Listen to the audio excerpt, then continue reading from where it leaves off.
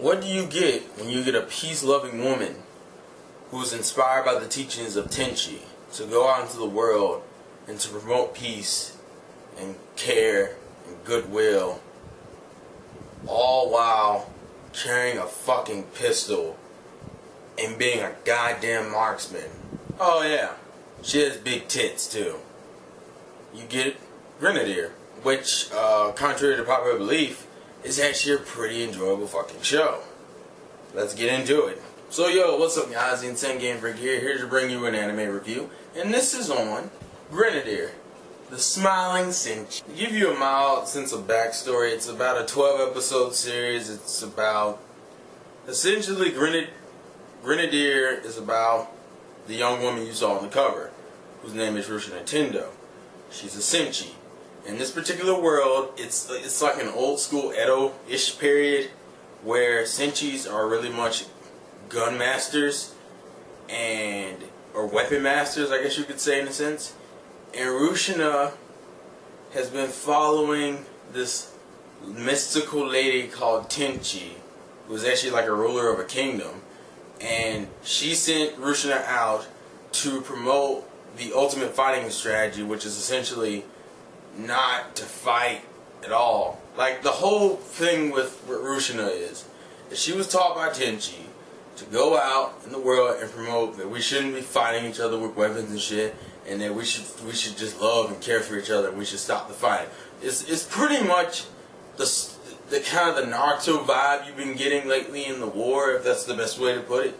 But it's about a whole fear of nonviolence. Now, the funny contradiction that you're going to get out of this is the fact that she's not perfect at it, and so to defend herself, and she is carrying pistols.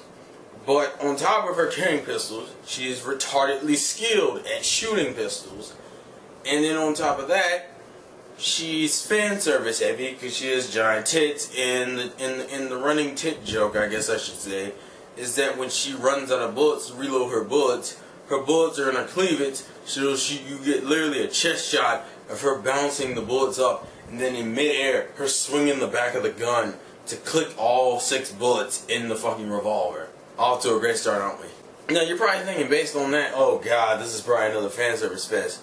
This anime came out around 2004, 2005. It's developed by Media Blasters, which is known. Media Blasters has always been known for doing a lot of ecchi shit. Surprisingly, it's okay. If you take today's standards of ecchi anime and compare it with this shit doesn't hold up at all in terms of ecchi standards, because it's barely that fan servicey. It may have been fan servicey, like really fan servicey, like 6 years ago, but it's today.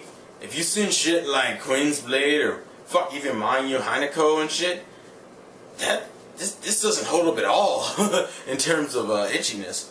But she's not the only main character. I forgot the other two. You have a swordsman whose name is Yajiro and a little girl named Mikan. Now Mikan doesn't show up until like halfway through the series, which is around episode 6 or 7. So honestly, for the sake of the review, I'm just gonna say that she is an orphan. We addressed the fact that her parents were killed. Her parents were balloon makers, so she has a lot of weird talents using balloons, which will come in later as disguises, outfits, and fucking, transportation devices.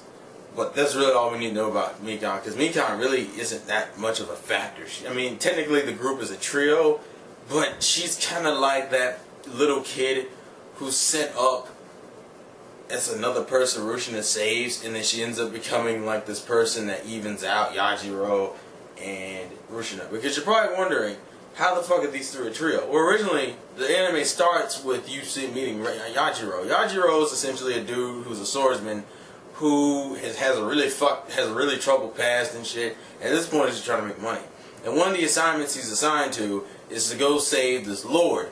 Unfortunately, because they're using guns, and the people who hired him are only using swords, and he has this thing about not using guns anyway, which I actually like the way he explains it. He explains it later, and I'll go ahead and explain. I'll go ahead and say why he doesn't use his guns, because he feels like Guns are kind of like the coward's way of fighting, because with a sword you can feel the person's life in your own hands. With the sword you can feel it through the blade.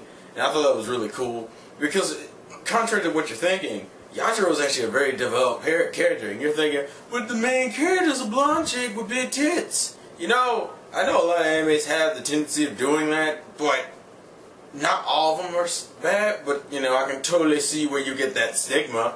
Just another fucking thing I hate about this fucking series. God damn it.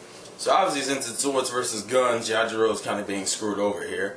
So essentially, a lot of his employers' men get massacred. He actually gets shot while running away because they can't win that, and actually runs into Rushina taking a bath. Unfortunately, in terms of edginess, this is a recurring theme, because Rushina's personality, on top of being the ultimate fighting strategy and trying not to kill anyone, which she doesn't kill anyone. She likes to take showers a lot. She likes to, let me first say, she likes to get into hot springs and likes to take baths a lot, which I guess was like their only way to throw in edgy shit, even though they managed to throw it in later. And it's not really that bad, but essentially he runs across her in the bath, and while the guys who were chasing him were looking for him, she hit him in the spring in her cleavage, like she was turned her back and he's hiding like right here, and it's like the most random fucking thing, especially for a first episode. And essentially, to skip the bullshit, she helps him, goes in there and starts shooting everybody up. But as I said, she doesn't kill. But it's literally just an episode to show her badassery. And Yajiro is amazed by the fact that she has that much skill, but refuses to kill anyone.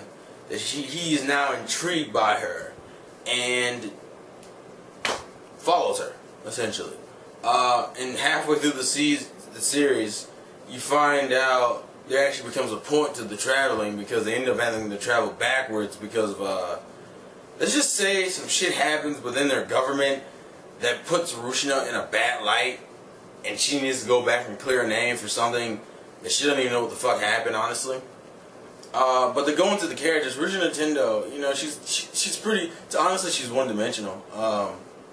In the sense that she's just kind of that nice, caring chick. She's not that deep to it. I will say, Yajiro kind of helps out. Also, her nickname for Yajiro is Yachan, because apparently his name is too hard to pronounce. You know, going into the blonde stereotype again. But anyways, she's not. I mean, to me, she's okay. She's fine. Like, I think she has enough development for what she needs. But I will say, by the end of the series, you're gonna be wondering, why not a little bit more? Like, I was, you know, in retrospect, I was kind of hoping this would get a second season, because it's, I mean, obviously it's really old, but you know, the way they address Rushina, you're just sitting there going, this was cool. And then it's not like they repeat flashback, but they have like a recurring flashback that's similar to the flashback we saw about her previously. And so when we finally get up to the point where I'm thinking, oh, the flashback is coming, it never comes, and you're just sitting there going, okay, what was the point of you building up the flashback? Yajiro, on the other hand, the first half of the series is more geared towards Rushina, in the sense that she's the one who does the most of the work. Actually, that's kind of the thing for the series, honestly. Yajiro's a swordsman, but honestly, to boil it down, Yajiro doesn't do as much fighting as you would have wanted, as I would have liked him to. And if anyone who likes swordsman fighting, you're going to be kind of annoyed of how little he does do in terms of fighting, at least. In terms of character development, I think they set him up fairly well. I mean, there's the little holes and shit, but for the most part, he's done fairly well, especially for a 12-episode series. His whole mindset is that he doesn't really like the war either. But as I won't spoil it, because it actually is a big part of the story. But let's just say, the deeper you get around episode 6 and on, you get delved deeper into Yajiro as a character. There's some reoccurring characters that relate to his past, what he used to do, and why he has the mindset. And in terms of that, they set him up pretty well. Rushina and him kind of make a pretty decent team, but it doesn't really shine until near the end of it. Also, there's been this consensus about the show that people don't like the ending. I can see why, because the ending it's not even the ending itself. It's the fight that was kind of retarded. Like, the ending feels really rushed because of what they do. It's really hard to explain, but essentially, the first 6 episodes of this series is explaining kind of the formula they're going through. Like, it's an episodic nature in the sense that they would be traveling, they run across some type of character who had some problems, and Rushina, through guns and violence, and then through like a random embraceful hug, set everything right with her love and warmth and shit. And slowly but surely, she gets Yajiro sucked into it too. I mean, honestly, it's a fun series. There's a lot of action in it. The fan service isn't that heavy at all. Just to talk about the bonus features, if anyone wants to buy the DVD, Media Blasters, surprisingly, I'm not gonna say they went in, but they did fairly well, in the sense that they actually had the Japanese airing commercials. They have like a mild documentary about the creation of the series, which I thought was really awesome. And you're thinking, well, that's okay. And then they also have, the commentary. And you're thinking, well, what's so cool about the commentary? It's actually the Japanese commentary, mind you. It's not the English dub commentary. This thing has a dub, and the extra for it is a Japanese commentary. Also, it has that same thing Samurai Girls has, except Grenadiers is a little weirder. It makes a little bit more sense. Essentially, there's like a clip show of, and it's not translated in English either. It's subtitled Japanese. It's a clip show of essentially scenes happening in the anime being extended to show fan service parts. Like, there's a scene where one of the girls is sick, and her grandfather is taking care of her. And in the extended fan service scene, they focus an ass amount on her breasts, which, wouldn't make sense because, grandfather incestual love when your granddaughter is sick is hot? I don't know, it was really random. But to go back and do final thoughts, the dub is fine. It's better than I thought it would be, which isn't really saying nothing against Media Blasters. Just Media Blasters isn't known for like those awesome dubs. They're really known for like okay to mediocre dubs. But this one is actually a fairly good one. In terms of the series is just kind of, I'm not even gonna. It's hard to say. I'm not gonna say it's fun. But it's just a pure enjoyable series to watch. It's only 12 episodes. I blew through both of those. I blew through the entire series in 2 days because I enjoyed it way more than I thought I would. And the fact that you actually have a male character with a female character with big tits, and the male character shines more than the fucking female character in terms of backstory, mind you. Anyway, in terms of fights, Rushina gets most of the fights, and Mikan doesn't really fight much because of how late she shows up. Like, she shows up late, and then the episode she does show up in, like 3 or 4 of those episodes are devoted kind of to her backstory, or at least the situation going around the area we meet her in.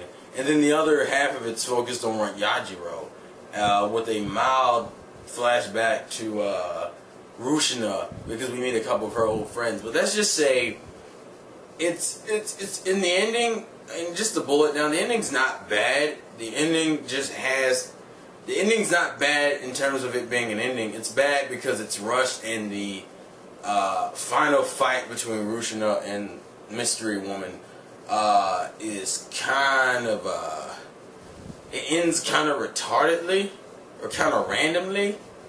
Like, it ends a little bit too simple. Like, honestly, this could have easily stretched out a little bit more, like maybe a few more episodes, because that shit was not fleshed out, in my personal opinion. But it's still enjoyable either way. It wasn't done so horribly that takes away all the value from the series.